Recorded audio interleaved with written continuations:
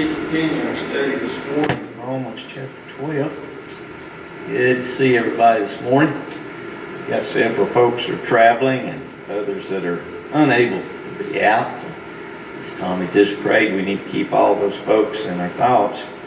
I was on the road Friday. I believe everybody in the world was on the road Friday. I come up to one red light, and that thing changed 5 times before I got through it. You know, those are times when you see where road rage comes from, you know. But just hope everybody was calm and safe, although I'm sure they were not. Okay, Romans chapter 12, one of the better known chapters in the book of Romans. We started out a couple of weeks ago in looking at giving ourselves as a living sacrifice. Then we looked at verse 2 from the standpoint of not being pressured into conforming to the world. And there are daily pressures that are trying to get us to move away from thus saith the Lord. There are pressures that are being emphasized on, seem like every television show that you can imagine. To get us to have the idea of live and let live. You're fine, I'm fine. I don't say anything critical about you or your actions or your religion, and you don't say anything critical about mine. You know, and just sort of throw the Bible out. So those pressures are there from the moral standards all the way down to the way that we worship. And we talked about that and talked about the emphasis in those verses on the renewing of our mind. Paul is challenging us to think. And everything that we do needs to be thought out. That's why it is easy sometimes, if we're not very careful, for us, even though we are here, to allow our minds to stray. And that's particularly true, I think, in reference to the Lord's Supper. We've got to concentrate. We've got to think about what we're doing, why we're doing it, and or else we've simply took some grape juice and a small piece of bread, and that's pretty much the extent of it. The same thing is true with our giving, isn't it? Paul says it is to be purposed, it is to be planned, it is to be liberal, it is to be done with a cheerful heart. And you can't do that by just reaching in your purse or your billfold and pulling out some money and throwing it in the plate. Thinking. Then verses 3 through 8, he started talking about the gifts that we have. And the fact that we are all a part of the body. And every part of the body is very, very important. And we need to recognize that we all have talents and we all have abilities. And we kind of closed out last week by sort of challenging ourselves, hopefully, to look at what we're doing. And then to look at what needs to be done. And if you didn't do that little experiment, I'd encourage you to do that this afternoon. Look at what you're doing. You know, what role are you playing? With some, maybe a pretty good list. But then some of us may struggle with that as we look, you know, what am I actually doing in my service to God? And then make another list that involves what needs to be done, from the visiting to the teaching and and then look at those 2 lists and look at what we can do that needs to be done. And begin, if we've not already done so, or maybe we used to do it, we don't do it any longer, whatever. There are things that can be done, whether it's a simple phone calls, it's a note to the sick or the discouraged, a phone call to invite somebody to church. There are just, you know, dozens and dozens of things that you and I can do. And it would seem to me that Paul is trying to get across to them and to us that everybody's part is very important, and that the body is not producing all that it can produce unless every single one of us are involved in some way. And because of our abilities, because of our opportunities, because of our health, our age, whatever. We're all limited in some ways.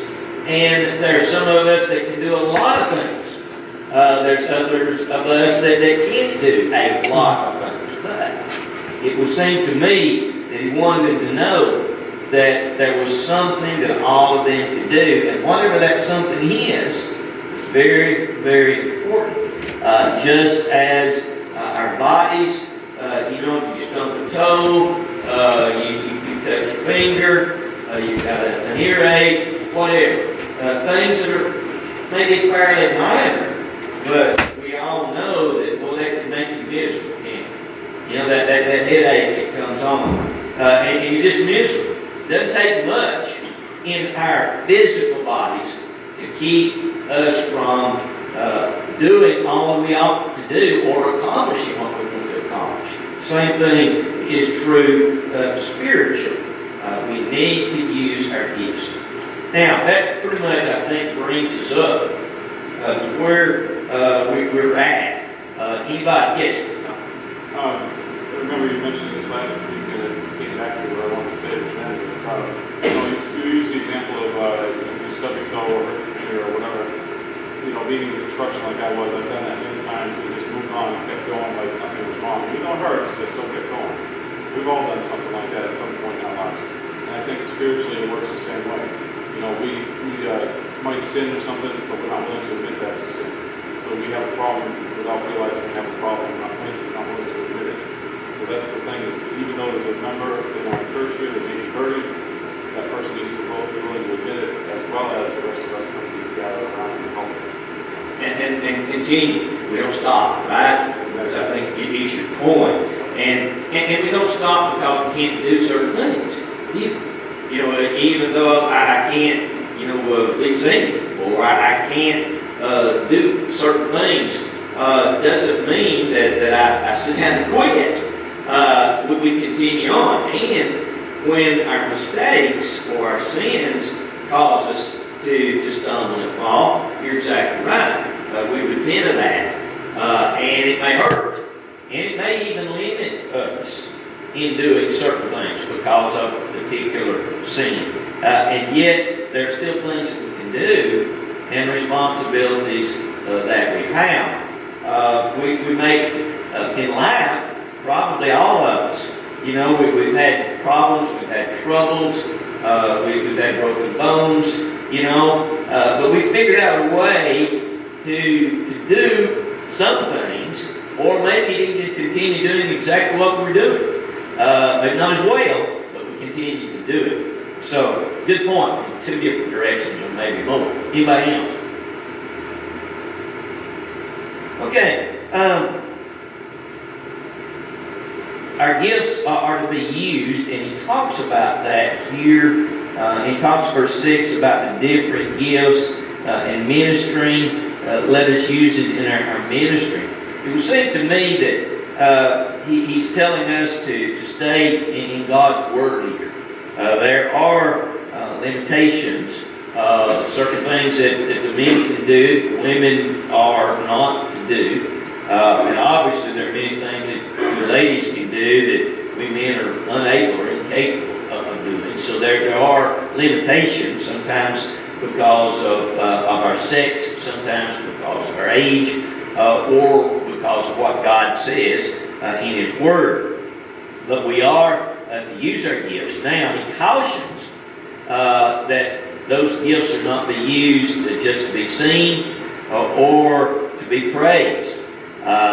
We are to do this because it is our responsibility and it is our privilege within the body to serve and to use our gifts. And we can be too sensitive. One of the things that the Bible tells us to do is to encourage and to exhort. And we're commanded to do that. We do that publicly, we do that privately. Where we encourage someone and we talk about what a good job they're doing, what more they can do. And in the process of doing that, we don't always do that perfectly. Occasionally, someone that may have carried the lion's load, may actually be left out. And I think that the Apostle Paul, and I mean left out from the standpoint of the praise and the recognition, we need to recognize that, we didn't do it for that. If we receive it, great.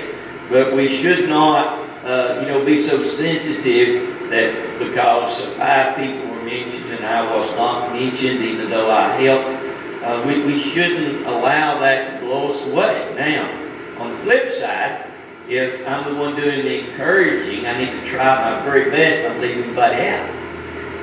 But I think that Paul is dealing with these because they had the same problem that maybe we have today, and that is the fact that certain gifts were really praised, and other gifts were just sort of left out. We know from the Corinthian letter that they had a struggle in reference to the spiritual gifts, and they thought that speaking in tongues was the greatest of those gifts. And if you could do that, you were really something special. And Paul had to come back and say, well, actually he put that one at the bottom of the list. And he noted that the prophesying or the preaching was vital. All of these other gifts were vital. One was not more important than the other. And so he is trying to illustrate, it would seem to me, to them, not to put themselves down, but also not to put themselves on a pedestal. We are all very important, but we are not more important than each other. All parts of the body are important. In fact, Paul says sometimes the unseemly parts, are more important than the parts that we see or that are obvious. And again, illustrating that whether I'm working publicly or behind the scenes, simply inviting people to church when I see them at the grocery store or wherever, that opportunity and that ability is very, very important. And Paul wanted them to know that they should never sit back and say, well, nobody would miss me. Nobody would notice. God does. And in fact, normally others do as well. But even if I'm not praised, even if I'm not lifted up, then I need to continue to do my best. And he deals with that, I think, here. Anybody with a thought there? Okay, also I think, again, to recognize that we all have abilities. One story that Jesus told in Matthew 25 of the talents illustrates that. There were only 3 servants, but one received 1 talent, 1 2, and 1 5. All received a talent. In that particular story, he's talking about a denomination of money. We use it most of the time, and I think correctly so, in reference to our abilities. But the fact that nobody is left out, there are no talent people.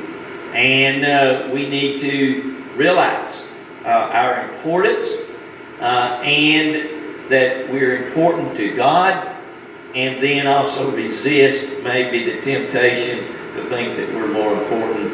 And the Jews and the Gentiles really struggle with that. And we're hearing every day, talks about prejudice and racial prejudice and those types of things.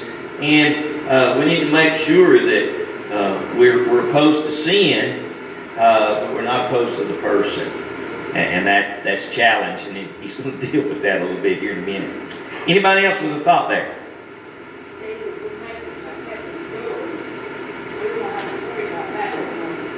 Exactly. We won't. There's a lot of things we won't have to worry about no more that I'm very thankful for. It's a battle to do what's right. It's a battle to deal with the differences in culture, the temptations that are there, the mean and ugly things that are said, and what a joy it will be to be where all of God's people regardless of color or race or language or age or size or whatever, will be gathered together. Exactly so. And he deals, I think, and that brings me to my next point here. Notice all that he says about love in verse 9 in this next section. By the way, looking at this section, he's giving us our behavior. Your Bible may have a little caption like mine which says behave like a Christian. And you know, Paul, we've already talked about that. You know, he says you're sanctified, act like it. You are redeemed, act like it. You are God's righteous people, act like it. That could be inserted many times in what Paul says in the book of Romans. But beginning with verse 9, he really gets into this idea of the definition of what a Christian really is and the attitudes that we need to have. And I want to highlight, if you mark in your Bible, you might want to do this. But he's talking about love and the challenge for us to love one another. And love is to be without hypocrisy. So love is to be sincere. We're not here to put on a show. We're not here to act one way and think another way. So it's sincere. Verse 10, love is unselfish. Old selfishness can come in, and we can be guilty of doing things that are sort of me, mine. You remember the rich farmer?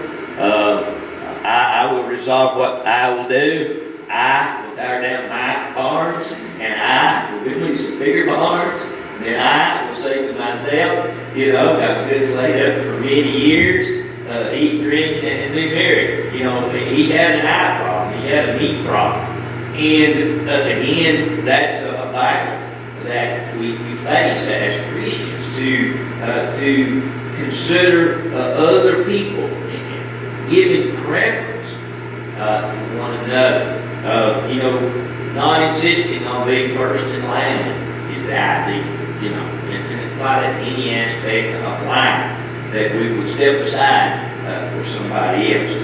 Verse 11, love is enthusiastic, not lagging in diligence, fervent in spirit. So that's the kind of love that we're to have. Love is consistent in verse 12. Distribute to the needs of the saints, giving the hospitality. There is a consistency in the generality of what we try to do. In verse 13, love is helpful. I guess I skipped the verse, didn't I? Rejoicing in hope, verse 12 is what I meant to do a moment ago. Continue steadfastly in prayer. And then verse 13, love is helpful. So, love is a defining characteristic. Jesus said, "Ye shall know my disciples by the love that we have one for another." And so here he's truly emphasizing that. So what is a Christian? I think if we look at this, if we look at the definition of love and the attitudes that we're to have, abhorring evil, clinging to that which is good, being kind and thoughtful and compassionate to each other. These are things that you and I can lay right alongside our hearts and see where we're at. How am I doing in these particular areas? How am I acting? How am I reacting? You see, these are things that will be observed, and they're things that will be quite obvious by the way that we talk, by what we say, what we don't say, by our actions. And we find out whether or not we really have the love of God. If we were saying, what is a Christian? It would be easy for us to say, well, a Christian is somebody that's acting on faith, repenting of their sins, been baptized in Christ, and then trying to live right. That would be correct definition. But in that definition, we're missing the heart of what that means. You see, baptism results in burying the old man and raising what? New man, right? Peter says we are to be a peculiar people. The idea that we're to be different. How would we be different? Not we're oddballs and weird, but that we start treating people with kindness and love and compassion. We leave what we're really doing or wanting to do to help somebody else. It's sort of like, letting your grass grow up because you're over at the neighbors mowing their grass. And you need to take your garbage off, but you're busy, helping the widow down the street to fix a broken step, and then maybe taking her garbage off while yours piles up. It's that idea that we sometimes miss, and it would seem to me that Paul is getting to the very heart of how we're to act. Anybody with a thought there? But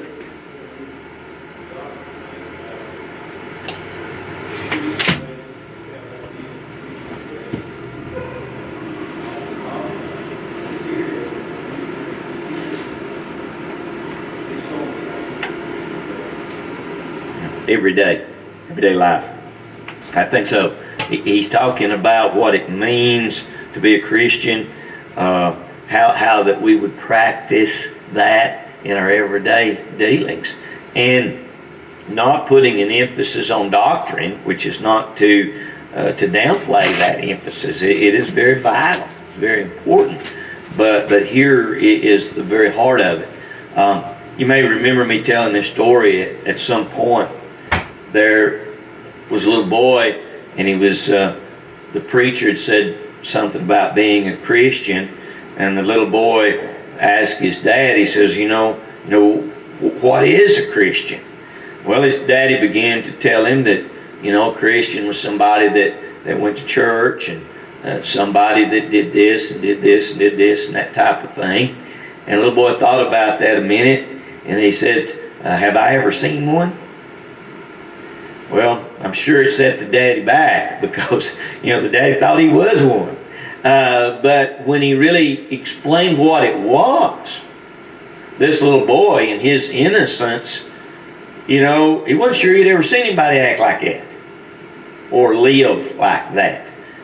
So as that father must have been set back a little bit to evaluate his language and his attitudes about things, it would also do the same thing for us, to stop and look at this list and see if we are living or applying those Christian graces.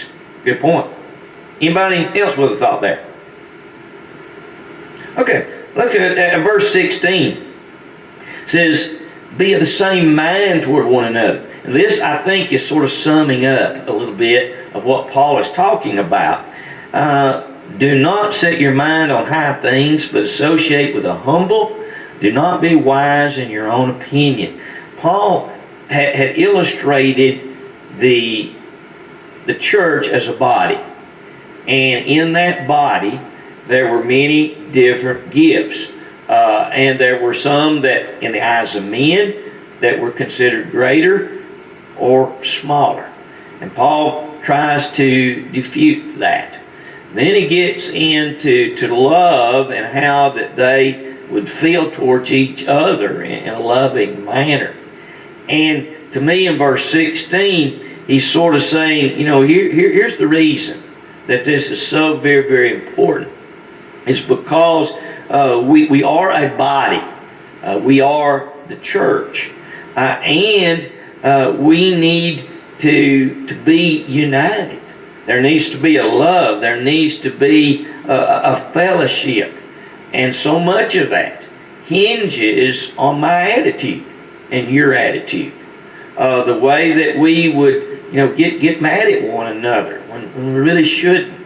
The way that, we let somebody say something and we take offense when we really shouldn't.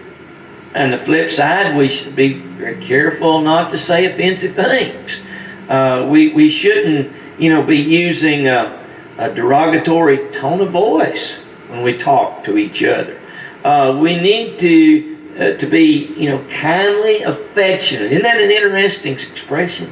Kindly affectionate. To combine those ideas there of being tender and being loving.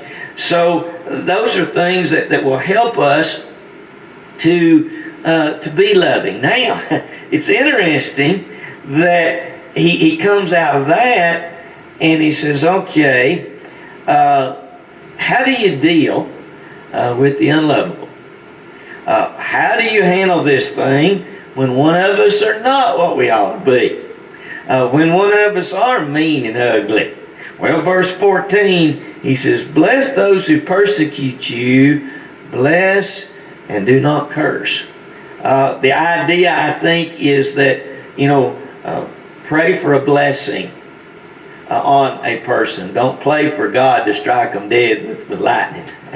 It's that idea that he's talking about, and maybe particularly has in mind our prayers. So, the reality is that if we live the Christian life, there will be a degree of persecution.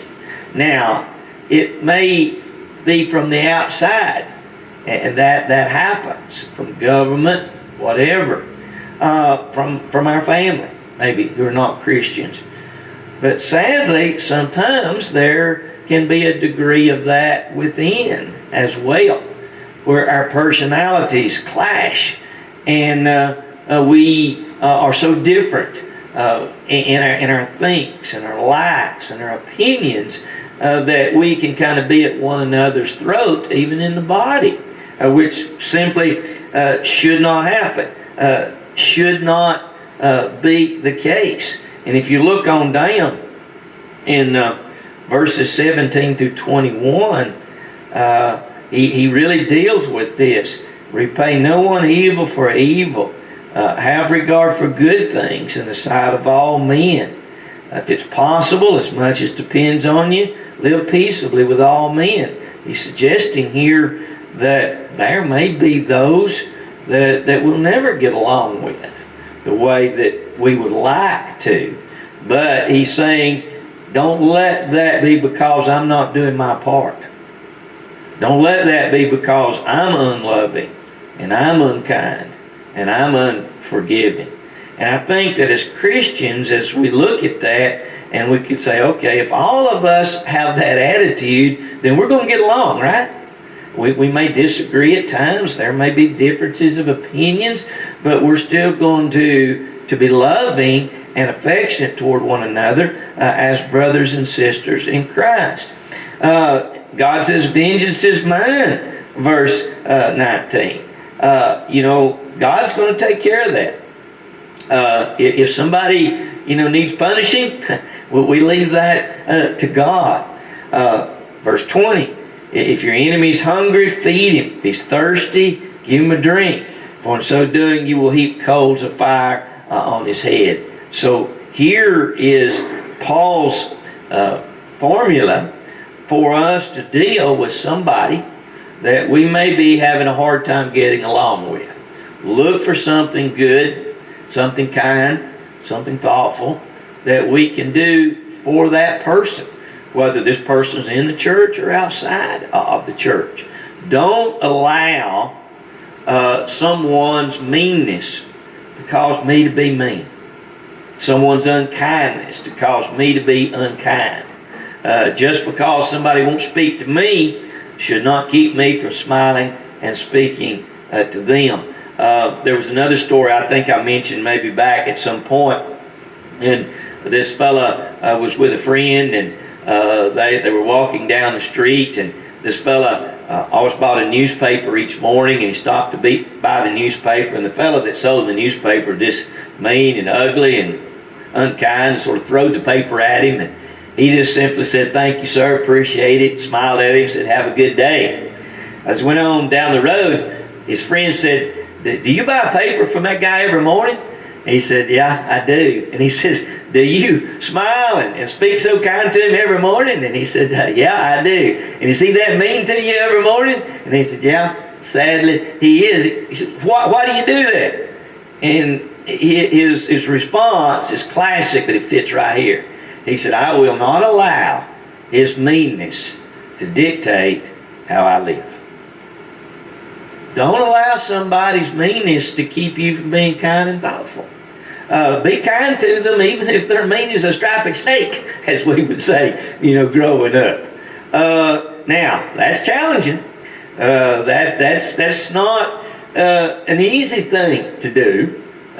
Somebody's cursing you and giving you a hard time, to still be kind and thoughtful and courteous. But that's exactly what he's saying here. How to love the unlovable.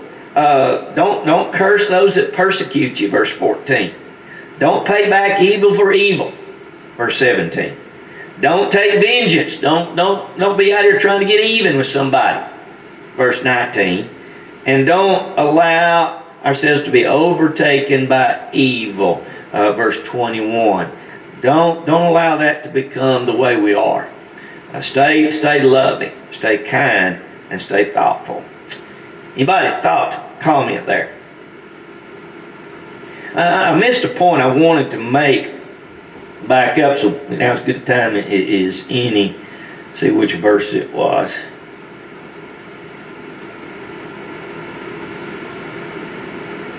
I know where it was now.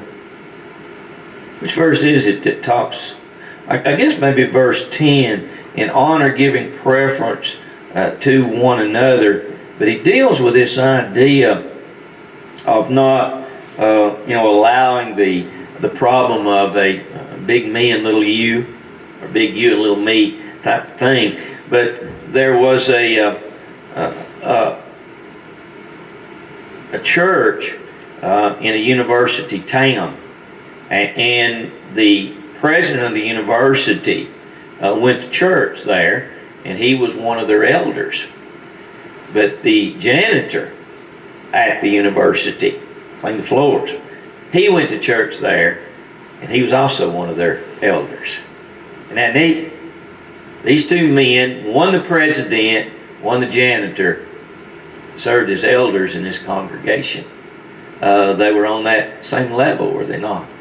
There was no big you and little me, and they were the best of friends and the best of Christians, and there was no concept of, now wait a minute, I'm the president here. And you're just the janitor. Wasn't the case at all. Not a lot of folks would do that, I don't think. And how the attitude that these two particular gentlemen had. But they did it, and they did it well. Anybody else with a thought? Exactly. And it should have been the case with us. But we struggle sometimes, don't we? You're right. In the sight of the Lord, there was no difference. They were both human beings, loved by God, blessed by God. And when they get to heaven, the fact is that janitor may have been more of a active Christian than the other guy. If there are degrees and rewards, and the Bible indicates that maybe there is, I don't know how that is possible or how that will mean, but definitely the janitor could have as great a place of honor, if not greater, than the other gentleman. Now notice, we're about out of time. There's 4 negatives here. Don't curse. Don't pay back. Don't take vengeance.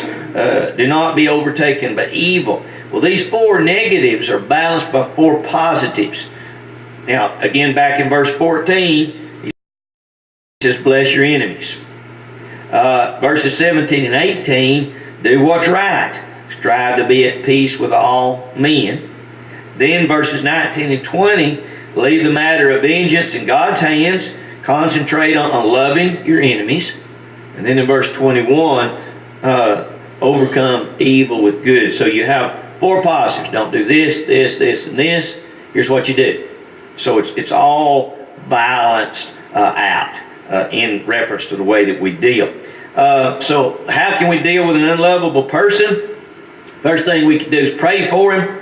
Try to get along with him. Help him. Agape love simply means treat people right and be honest, because maybe I'm the one that's not that level.